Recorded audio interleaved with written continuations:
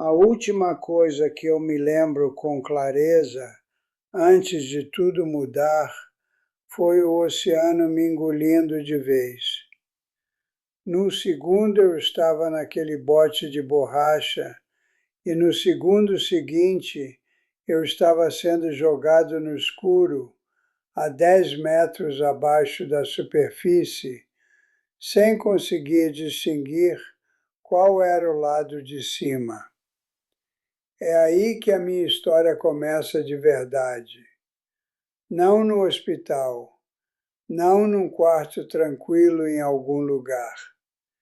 Ela começa no Atlântico, ao largo do litoral de Santa Catarina, no meio da madrugada, na pior tempestade que eu já vi na minha vida.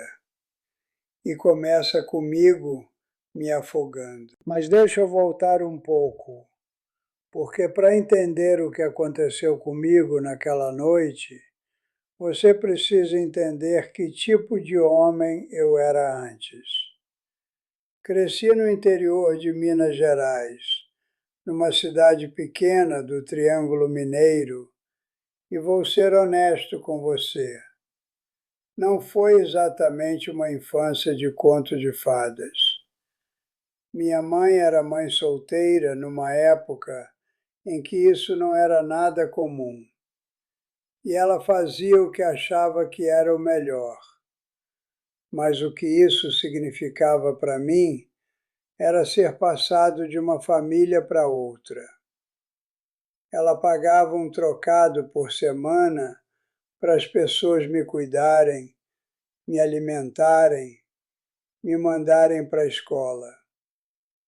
Eu era grato por ter um teto, suponho, mas nunca fui parte de verdade de nenhuma dessas famílias. Era só um menino a mais. Sabe como as crianças são? Elas sentem quando são realmente queridas e quando não são. E eu passei aqueles primeiros anos sentindo muito claramente que não era. Esse tipo de coisa entra em você, vai moldando a pessoa que você se torna, de formas que você nem percebe enquanto ainda é jovem. Então cresci duro, autossuficiente, não precisava de ninguém.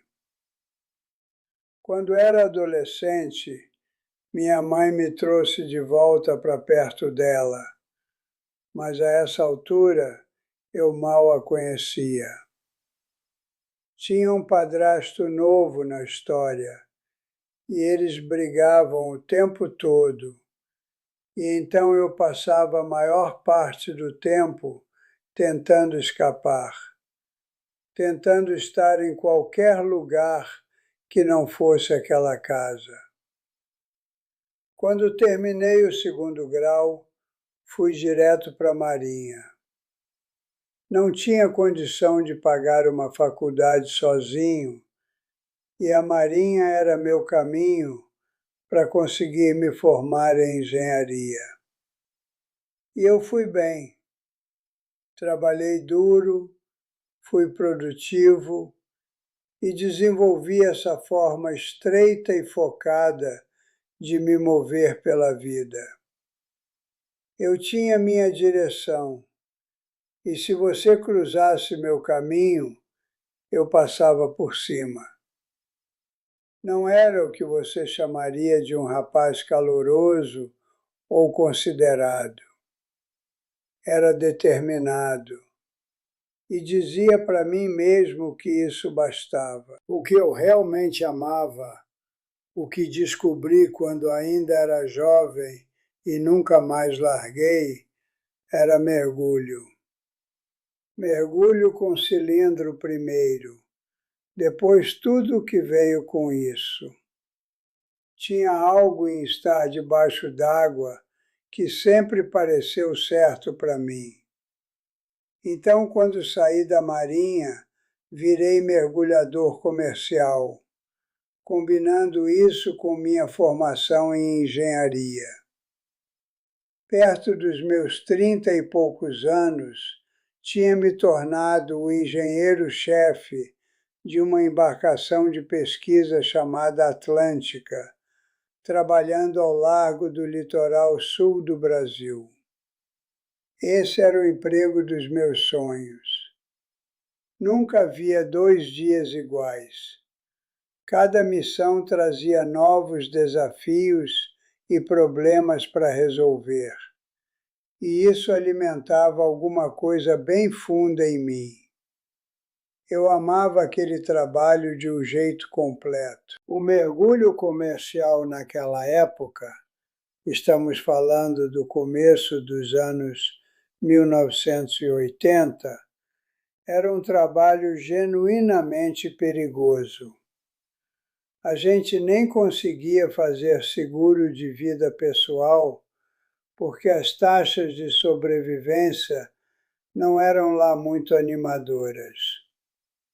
Eu conheci gente que teve acidentes sérios, perdeu a audição, sofreu embolia. Era um trabalho brutal e impiedoso, e todos nós sabíamos disso. Mas você vai se acostumando, aceita como parte do trato e segue em frente. No inverno de 1983, estávamos ao largo do litoral catarinense, avaliando um equipamento novo, um veículo operado remotamente, um submersível que usávamos para explorar e recuperar coisas no fundo. Trabalho de rotina para a gente. Mas enquanto estávamos por lá, uma tempestade começou a se formar. O comandante tomou a decisão de voltar ao porto antes que piorasse. O problema é que a tempestade se moveu mais rápido do que nós. Quando chegamos perto da entrada do porto, havia ondas de 7, 8 metros quebrando na barra. O tipo de onda que faz você parar e ficar olhando sem conseguir acreditar.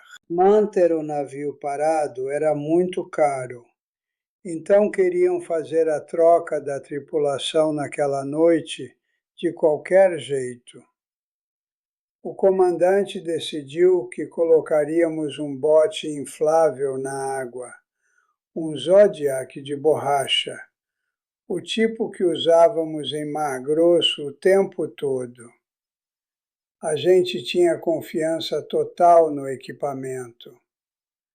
Fui escolhido para ir porque era terceiro oficial e conhecia bem aquele porto. Fomos buscar os coletes salva-vidas no paiol e esses coletes tinham ficado lá guardados tanto tempo que estavam encrostados de sujeira e mofo. Tivemos que bater para tirar o pó antes de conseguir vestir. Umas coisas laranjas enormes e infladas, como usar travesseiros. Pulamos no Zodiac e saímos em direção à costa. Tínhamos bússola e conseguíamos ver as luzes da orla no escuro, mas estávamos em ondulações enormes, vagalhões gigantes, e a única forma de tomar um azimute para o balizado do porto era subir até o topo de cada crista, se localizar, depois descer no vale e correr até a próxima. Perdemos o balizamento bem rápido.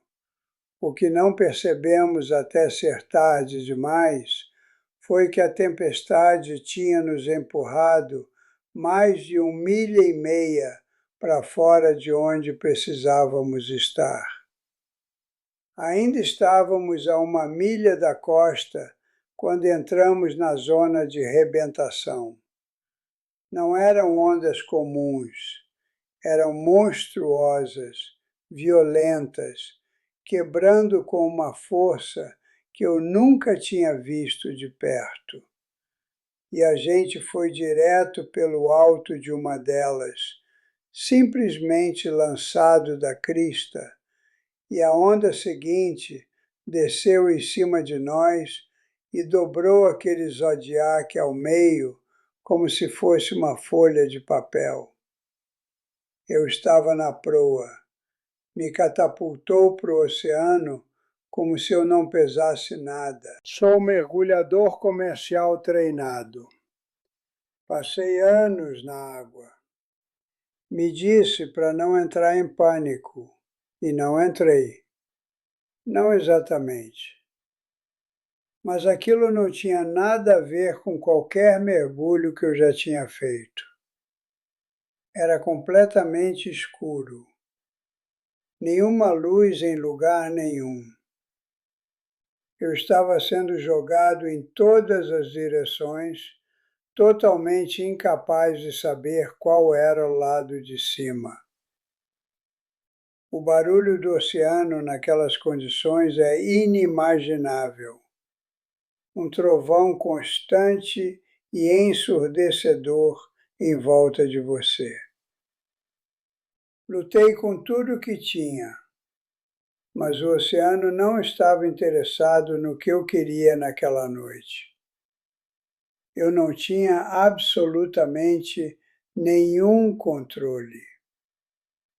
E essa foi uma das sensações mais aterrorizantes que já conheci na vida. Você só consegue segurar a respiração por tanto tempo. Depois de certo ponto, o corpo começa a sentir uma euforia estranha pela falta de oxigênio. Ensinam isso nos treinamentos de mergulho. Te levam a esse estado em condições controladas. Mas aquilo foi muito além de qualquer coisa que eu tinha experienciado em treinamento. A euforia começa a te dominar e em algum momento seu cérebro te convence de que você pode respirar, que está tudo bem. E então eu respirei. Inalei o Atlântico Sul. Afundei. Me afundei de verdade naquela noite. E aí, e essa é a parte que demorou anos para eu conseguir falar. Tudo mudou. O barulho parou. O frio parou. O tumultuar, o escuro, toda a violência daquilo simplesmente parou. E eu estava em algum outro lugar, algum lugar quieto e imóvel e pacífico de um jeito que não tenho palavras para descrever, mesmo depois de todos esses anos tentando encontrar as certas. Havia essa sensação, não sei como dizer de outro jeito, de que eu não estava sozinho, de que havia algo maior ali comigo, algo maior. Percebi primeiro no escuro, um pontinho minúsculo de luz, lá longe. E ele puxou minha atenção de um jeito que nada jamais puxou antes ou depois. Comecei a me mover em direção a ele, ou ele veio em direção a mim. Eu não conseguia bem distinguir. E conforme fui chegando mais perto, aquilo se abriu em algo que só consigo descrever como milhões e milhões de fragmentos de luz, todos se movendo juntos de maneira perfeita e unificada. Como um cardume de peixe que se move como uma só criatura, mas infinito e brilhante e vivo de algum modo que eu não sei definir. Olhei para baixo e percebi que meu próprio corpo estava começando a se tornar um desses fragmentos. E havia ondas emanando daquela luz, ondas de algo que só consigo chamar de amor, embora essa palavra não faça jus. Nada faz jus. O que chamamos de amor aqui, entre as pessoas, a gente coloca tantas condições nele. Vou te amar se você me amar de volta. Vou te amar se você se comportar de tal jeito. Mas aquilo não era nada disso. Era amor incondicional, total, envolvente por completo. Não era algo que acontecia, era algo que simplesmente era, como se fosse a fundação de tudo, o material de que todo o resto é feito. 3 fragmentos de luz se separaram dos demais e vieram em minha direção, e eu os reconheci. Não consigo explicar esse reconhecimento. Não era como reconhecer um rosto, era mais fundo do que isso, mais certo. Eram família. Não exatamente a família que eu havia conhecido nessa vida, mas algo que só consigo chamar de família da alma. Estavam me dando as boas-vindas em casa. Com o tempo, chegaram mais uma dúzia deles ao meu redor, e eu me senti mais conhecido e mais amado naquele momento do que em toda a minha vida até então. Eles me levaram mais fundo para dentro da luz, numa área que parecia vasta e esférica. E aí começou algo sobre o qual penso quase todo dia da minha vida. A revisão da minha vida. E quero ter cuidado aqui, porque chamar de revisão faz soar passivo, como assistir a um filme. Não era nada disso. Foi uma reexperiência completa da minha vida. Mas não só da minha perspectiva. Eu experienciei da perspectiva de cada pessoa com quem já havia interagido. Minha consciência pareceu se fragmentar em múltiplos fluxos ao mesmo tempo, e eu vivi cada momento de cada ângulo simultaneamente. Toda vez que eu havia feito alguma coisa, pude sentir de verdade, como tinha caído na outra pessoa. Eu tinha uns 30 e poucos anos naquela época, e não tinha sido um homem gentil, nem particularmente cuidadoso. Era egoísta, duro, focado só no meu próprio caminho. E agora estava aqui, experienciando em primeira mão o que isso havia sentido para as pessoas do outro lado de mim. Estava envergonhado, genuinamente, profundamente envergonhado. E minha família da alma estava lá durante tudo, experienciando ao meu lado, e nunca me julgaram, nem uma vez. Apenas me amaram e me apoiaram por cada momento, mesmo os que eu mais tinha vergonha. Não sei se já me senti tão simultaneamente humilhado e acolhido na vida. E aí aconteceu outra coisa. A revisão foi além do ponto do meu afogamento e continuou. E eu comecei a ver, embora fosse menos claro, mais como impressões do que imagens completas, algo à minha frente, um caminho adiante. E dentro desse caminho, captei um vislumbre de algo que só entenderia anos depois, uma doença, algo sério. Não sabia o que era naquele momento, mas a imagem ficou guardada em algum lugar no fundo da minha mente, mesmo depois que eu retornei. Aí a luz em si falou, não uma voz, tudo junto, como se o universo inteiro falasse de uma vez, e disse, não é a sua hora, você precisa voltar. Eu disse não, eu discuti de verdade. Sei como isso parece, mas fiz mesmo. Havia encontrado uma família que eu não sabia que existia.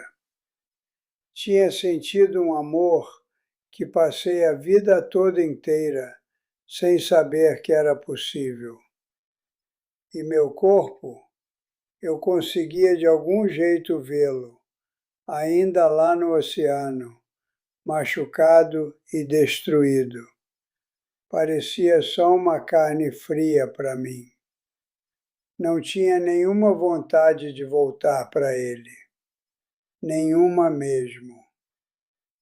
A voz voltou uma segunda vez e disse, você precisa voltar. Você tem um propósito. Essa palavra, propósito, passou por mim como uma descarga elétrica. Naquele estado, com aquela consciência expandida, eu entendi exatamente o que ela significava. Era claro, completo, total. E com esse entendimento veio um tipo de aceitação que eu não escolhi tanto quanto simplesmente recebi.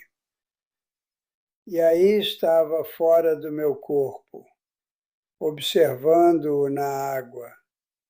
Os 3 fragmentos originais de luz ainda comigo. Observei enquanto a corda da proa do Zodiac destruído se enrolava no meu braço e, quando uma onda bateu no bote, apertou com força suficiente para deslocar meu ombro e puxar meu corpo em direção à superfície.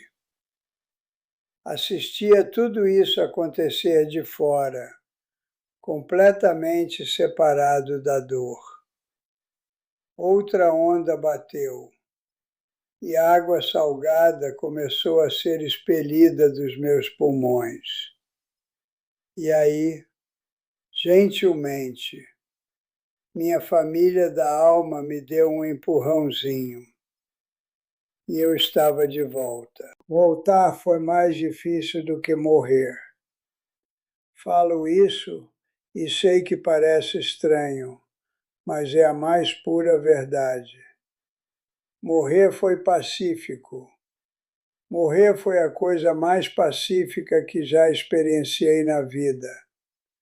Mas voltar para o corpo físico depois daquilo, sentir o peso e o frio e a limitação da carne, isso foi brutal. Ainda estava expulsando água salgada, mal conseguia emitir um som. Meus colegas tinham ficado naquela água me procurando o tempo todo. Um deles segurou uma lanterna e ficou varrendo a superfície. Me encontraram enrolado nos destroços do Zodiac e a gente se reuniu e começou a nadar 1 quilômetro de volta para a praia. Quando chegamos à areia, um dos caras colocou o pé no meu ombro e recolocou no lugar, ali mesmo na praia. Fui socando o polegar até ele encaixar de volta. E quando alguns dos rapazes me perguntaram onde eu tinha estado, Tinham procurado durante tempo demais para alguém aguentar sem respirar. Eu só disse que Iemanjá tinha me devolvido. Dei uma risada e deixei para lá. No mundo em que eu vivia, morte não era assunto, era tabu. E então tentei enterrar aquilo tudo. Tentei por anos. Peguei essa experiência, embrulhei com fita adesiva e, acredite, mergulhador adora fita adesiva. Escrevi "não mexa" em letras garrafais e enfiei o mais fundo que eu consegui na minha cabeça. O que guardei foi a revisão da vida, a imagem clara de quem eu era e o conhecimento de que podia ser melhor, que queria ser melhor. Mas a família da alma, a luz, discutir com Deus, tentei enterrar tudo isso o mais fundo que consegui. Os anos passaram. Saí do mergulho e fui para a administração hospitalar. Estava trabalhando como gerente de programas de diálise num hospital grande em Curitiba e comecei a ter dores nas costas, algum formigamento no braço. Descartei como sendo ler. Achei que era coisa do tanto que eu ficava no computador. Até que um dia a dor ficou tão intensa que tive que ir direto à emergência e dizer que algo estava muito errado. E é aqui que o cabelo da minha nuca ainda arrepia quando eu conto. Estava deitado naquela maca da emergência e uma enfermeira entrou. E no momento em que ela atravessou aquela porta, reconheci o momento. Não ela exatamente, mas o momento. Eu havia visto aquilo. Na minha revisão de vida, naquele vislumbre do meu futuro que eu não havia entendido completamente na época, eu havia visto esse exato momento. Era um déjà vu multiplicado por 1000. Ela estava com lágrimas nos olhos e eu sabia. Já sabia o que o médico ia me dizer. Câncer de pulmão e ósseo, estágio 4. Havia começado nos pulmões e se espalhado para a coluna, colapsado 2 vértebras e meia, migrado para o quadril, rins e cérebro. Me deram morfina para ficar confortável e disseram para eu colocar meus assuntos em ordem. Ainda tenho saudade de voltar. Vou ser honesto sobre isso. Essa vida às vezes parece um sonho comparada à plenitude do que experienciei naquela luz. Mas também sei do mesmo jeito que sei meu próprio nome, que o trabalho que estamos fazendo aqui é importante, que há propósito em cada coisa difícil, que o amor, mesmo o amor imperfeito e cheio de condições que conseguimos praticar aqui, vale cada esforço que colocamos nele. Quando for minha hora, vou receber com serenidade. Não tenho medo, mas até lá pretendo estar aqui de verdade, presente, tentando todo dia ser um pouco mais do que vislumbrei naquele oceano, mais aberto, mais amoroso, mais grato pela extraordinária, improvável e bela estranheza de simplesmente estar vivo.